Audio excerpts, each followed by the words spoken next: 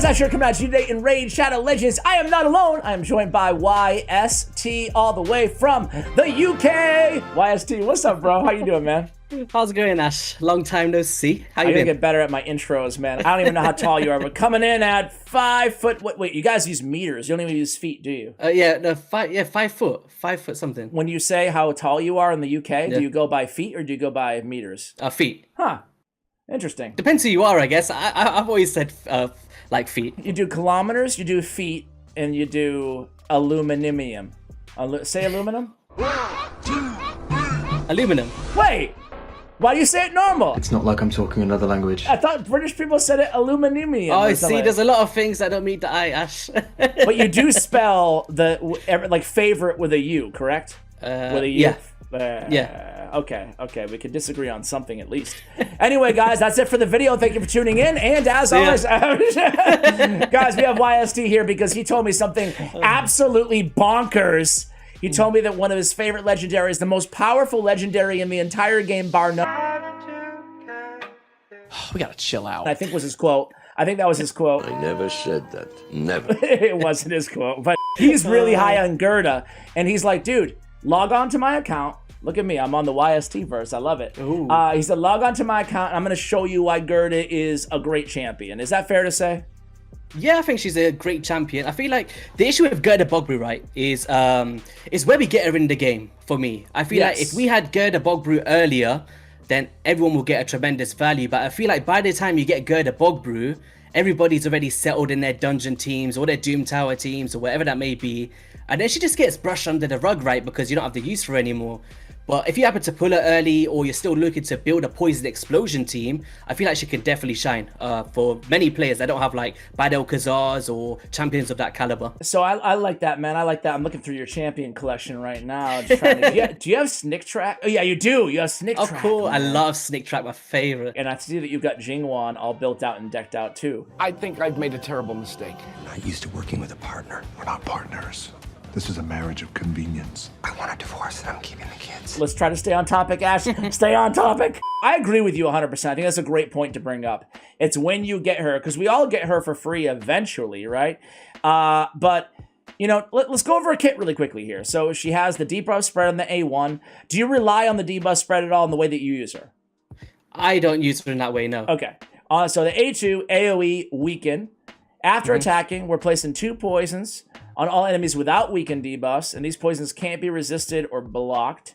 All right, and then we have removing a buff from all enemies, chance of placing 2 more poisons on all enemies, also removes 2 random debuffs from all allies, and then whenever an enemy receives a debuff, the turn meter is decreased by 3%. You said something a little bit sacrilege in the intro before we hit record. Yeah. Well, you say it. About what did you say about Battle? Go ahead and say it. I said I think GUURDA BOGBREW is better than Battle Khazar behind the scenes, but then in hindsight, I think they're on par, but just in their own rights. Mainly what it comes down to is Battle Khazar is great in the way you can full out cleanse, right? It's not just the 2 buffs that she does. So it definitely has a lot more value in that regard. But when you speak about like termite manipulation, also she has the chance of placing a weaken, whereas he doesn't. I feel like he's just a better form of healing. Whereas I feel like GUURDA's better in a way of placing the weaken buff and manipulating Termita. So very different in their own rights in that way. Okay, totally fair. Give me Battle Khazar, you can take GUURDA. But with that being said, one thing I love here on the channel, man, is bold opinions. And I think that you're onto something here, to be totally honest with you, because GUURDA, I built her out. I was telling you this off air too, but I built out GUURDA like in some great gear, and I built her out to try to get a little bit of DPS out of her. You know, like she has an AoE attack.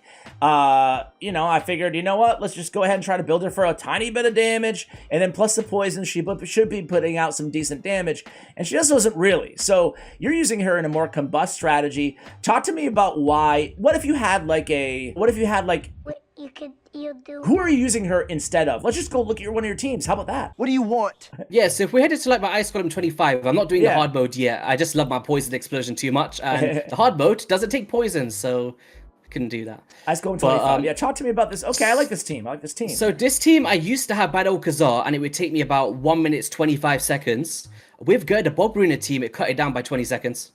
So I'm saving 20 seconds per run with her Wow. because it's the turn meter manipulation with the passive, because no matter which debuff you place, per debuff is a 3% turn meter reduction. Like even there, look all the turn meter drops there.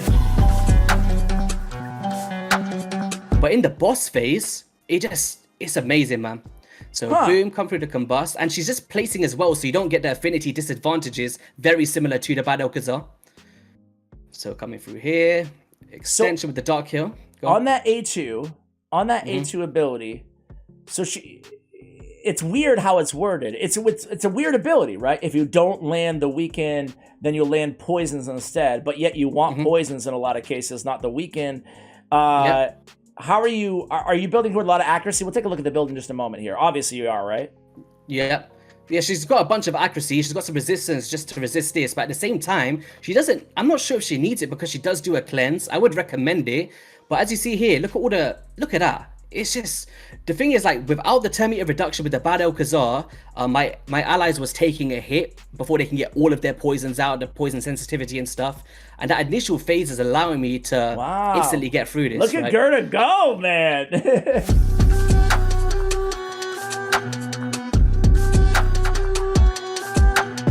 Yeah, she's great. Are you in wait, what? Are you in maximum frame settings or are you in normal settings? It may have reset because I logged in from a new account. Want to redo this one or no? Oh, no, it's okay. We got to see it, but it's one thing. I'd say it's around, like, right now you see 52 seconds is my best time with the same team. Dude. So it's like between 52 seconds and 1 minute 10 usually. Bro, I gotta say, man, you know what? That's a good run, bro. That's a really good run. You're talking me. Yeah. I did not watch any of this stuff or anything, leading off into this. By the way, this is something, if any of you guys, play on PC, play on Player and Play, you go, what is it? Higher limited is what I usually do. You go unlimited FPS, frame rate, right? And then you go high. Yeah. Okay. Yeah, that's what I usually do. It's been a while since I've gone in and messed with it, but that's going to actually increase. It's going to save you seconds, which astronomically increases overall, the amount of time that you can save on these runs. So it's really important to note that. So what about Dragon's Lair? Do you use her in any of these teams or no? Oh, I don't. I only put her in there for you, but I'd recommend showcasing Stage 24 would be better, because Stage 24 is actually the wrong affinity for her. And just to showcase her affinity advantage, right, you could use a team like this. And you're going to see the ways that she could just, like, place the poisons on the boss. She's cleansing everybody, and just really good, man. And what's good is on the hard mode, she can remove the increased attack as well from the boss, because she can remove one of the buffs, right? You know what, dude? I can't do. Wow, that's yeah. Dude, thanks for reaching out, man. I think this is a great. Now, let me ask you this. First of all, point proven. I can see why you have the comparison to Bad Alcazar, because she does have the little cleanse in there, right? She does have the control, to your point. She's still bringing the poisons, right? Not the heals. Different champions. I totally see your point, though, on, the utility that she can bring to the team. But let me ask you this. What if all my viewers out there who don't have an Eleanor, where else are you, or would you suggest people use a GUURDA? Well, in this team in particular, we're using the Seer, and she's basically gonna beat the boss by herself. Like, if everybody died here in the same build that we used for Ice Golem, she would still do it, because she's got high resistance on, she's got accuracy, she's got regeneration on, she's gonna be able to do this regardless. But this team that you're seeing right now is actually made for my hard mode, so usually I would be using Poison Explosion, but I've changed it since we moved on a bit. Well, I love that. So yeah, so basically you're using her in a regen high resist build to be a boss killer, or help out with poison activations, essentially. Yeah, pretty much. Sometimes in Doom Tower as well, in some of the secret rooms, she's very good. She's one of the best champions for the faction wars, I think. With the way that she can manipulate all of the turn meter by any debuff that you place, just keeps things consistent for me. I love this is it, probably man. not the best team for her right here. It's well, like, my God, it just looks weird. You know why I love this, though? It goes to the question that I just asked. It's like, it's not a Poison Combust team, but it's another super meta comp that people would use. And it doesn't matter who you're running her with, right? Like, she's handling all the poisoning on this team, obviously, right? By herself against the dragon, which is great. You can see the damage reflects that. Obviously, some damage from Seer and Lydia on the waves. But let's see. Crit rate, you're trashing those, right? Oh yeah, that's straight to win nowadays. I don't know. No space. I know. I never know someone else's account, man. I'm not gonna sell. Yeah, you're right. I'm looking through your champion collection right now. So you could really use her, right, on any team, anywhere in this build to help you really just carry against bosses, not to mention the cleanses and everything else you bring to the table. Yeah, and I actually think she's actually pretty good for arena as well. For depending when you get her, like if you get her where the daily login program is, maybe not. But in classic arena, being able to manipulate the turn meter, you might have seen the strategy from a creator called Tyraku back in the day. Where he was using the Calvalax passive and Noble to instantly reduce turn meter and fear enemies. So there's some really quirky ways you can build her up to use in some teams. I love it. So you, in terms of, before I go through all the artifacts here, man, on these stats, are you happy with all these stats? Or is there anything you want to point out here in terms of how you have her built? So basically, you just want to deter how much resistance you need for the stage you're doing. I'm looking for about 350 usually to be safe, but I've had it before at 300 and it was fine because she removes the buffs from her anyway. That's true. The debuffs. Yeah. She's got the 250 accuracy, just making to keep that consistent as well. And just enough sustainability to survive the hits from the Ice Golem himself. I usually look towards 60k HP and 3.5k defense is my safety net. And then above 220 speed is pretty nice to sit up. All right, man, I'm just going to go through all the artifacts and accessories really quickly here. Yeah. But you know what, man? I got to be real with you.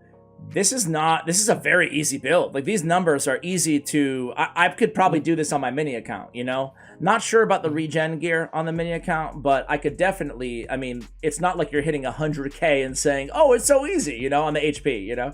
Yeah, I tend not to go for like crazy beast builds and stuff that I just use on a dungeon. It's like if it does it, it does it. Yes, exactly. Save your beast gear and stuff for, like, you know. Oh, look, we're becoming a mastery now. Yeah, Lost in gifts. Hey, what's up, little guy? How you doing, man? How's it going, man? Hey, look at all these masteries. So we have defense and support tree. I love that you went with oppressor. Talk to me a little bit about Oppressor Mastery, because that's a mastery that I don't see a lot of people taking or suggesting. Yeah, so Oppressor basically works on champions like Bad Okazar, or just many ways you can use it, right? But increase the turn meter fill rate by 2.5% for each active debuff cast by this champion. So because mine is actually going pretty slow, I know people tend to go 250 speed or 240 for solo compositions. This just allows me to manipulate the turn meter in a way where she's decreasing the turn meter of the boss whilst also increasing the turn meter with Oppressor, and kind of makes that even playing field to actually stay on top of the boss. So I feel like Oppressor is very strong for her, and then just some defensive stats to add to her sustainability pretty much. Anything else that you want to point out here on Masteries? For obvious reasons, you have the Master Hexer on her. Master Hexer, Cycle of Magic, very good to pump out some bonus poisons, always nice. Yep. And yeah, just optimizing the accuracy, rapid response and stuff, yeah. Cool. I love it, man. You want to take her for a quick, like, impromptu one arena battle just to see what happens? Oh. Where are you in arena right now? Gold 5. Okay. Maybe look for like a go second, not super crazy team. Yeah, we will. I'm thinking. Maybe what's that? Nah, these are all. I owe you 5 gems. How about this easier team right here? This is the easier team, right? Go for it. Yeah. All right. I got a team set up for you, I think. Oh, you C's. You got C's? Yes. Oh, C's. I got a video coming out of him soon. This guy, I love him, man. Okay. I don't want to ruin your steal your thunder there. So you guys will have to watch it. Subscribe to YST to see the C's in action. So you're gonna come in here, gonna see. So look, if you have a look there, guys, turn meter reduction for every single debuff, including turn meter with the sleep as well. So that's like an immediate 3% turn meter reduction. Now, if you just want to place the poisons here, it's because it's a placement skill. Watch the turn meter reduce again. Oh yeah. Boom. It's giving us time to come through to our slowest nuker, and they've not even woken up yet. Woo! And boom. I like it, man. I like that. I want to see that. You know what? I'm sorry. I'm keeping you. I'm the one who has to leave. But the thing that I wanted to do one more battle for is because that turn meter reduction, that's sneaky good, man. That is sneaky good. All right, so we had the provoke. They go first. They nuke the hell out of us. It's okay. We have a reviver. Yep. And now we come back in here. So we're going with removing arena, but we're going to A3, right? Yeah, obviously. Yeah, the A3, yeah. Boom. Look at all the buff removal. Boom. Yep. It's nice. It takes the provoke of our Claymore as well. So it works as a debuff cleanser, right? And boom. Yeah. Oh, can we get the increased attack on? And then Caesar's going to come through with a big smack here.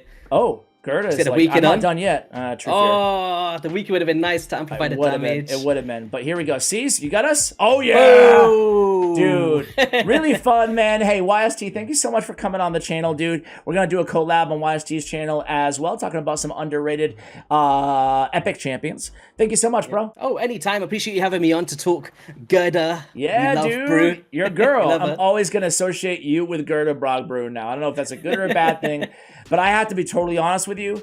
I have a newfound respect for GUURDA. Like, no BS here for the video. Like, I really do. So thank you so much for coming on and talking about our, now decent legendary champion, I feel like. Also, if you ever have the time, take her into the finite and see the way she manipulates the turn meter. It's an absolute pleasure to see. I want to see. Oh, well, hell, man. Now you're going to make me do it. You're not Okay. you're not going to say that to my viewers and then, say 25 are you using her on? Yeah, 25 is fine, yeah. I set wanna up the see team, it. but I forgot to mention it earlier. I want to see it now, man. I want to see it. All right. Basically, every single time that you place a poison on the boss, right? Whether that be Tomb Lord or whatever that may be, she's actually going to manipulate the turn meter and keep it down. And so if you don't get decreased speed in your team, no problem, because every single time you place those debuffs, reducing by 3%. And then if you use the Eleanor Combust, reset the debuffs, and then boom, you've got more time to set some more on there. So yeah, I think it holds a lot of value for this boss. Like, you'll see, the way that I've set this one up in particular, that the turn meter is going to get so close to full is unreal. Okay. So boom, now watch every single time you place a poison, a decrease attack, or drop defense, turn meter is getting reduced. And she's the wrong affinity here as well, so it's really good to showcase that she can work on all affinities. And then boom. Then we're going to combust, place some more debuffs, reduce the turn meter. It's just an ongoing cycle that's going to keep you below that threshold. It's like, oh no, what are you going to do here? But it's really cool, man.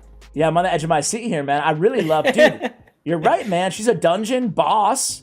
Some great, like, kind of niche arena utility as well. Man, why do you think that, before I let you go now, why do you think that people hate on her so much? Once again, it just comes down to where we get her in the game. That's it, yeah. Yeah, people are just stuck in their ways with the tier compositions. They might have already got a Dark KO extender. Yeah. And it's investment, right? Like, investment, we don't get a lot of books in this game. So where we're getting it's like, oh, do we use this champion? But if you are looking to build Poison Explosion, don't underlook this champion for sure. If you pull it early from an Ancient or something. Absolutely, man. Well, hey, YST, this time we can really let you go. Very, very cool on these dungeon runs, and I think that you did a great job highlighting what this champion can bring to, in terms of value to a lot of people's accounts out there. So thanks again for coming on, man. Oh, anytime. All right, guys, that is going to do it for the video. I technically cannot let you go until this little meter turns to 0. So thank you so much for watching, guys, and as always, take care, guys.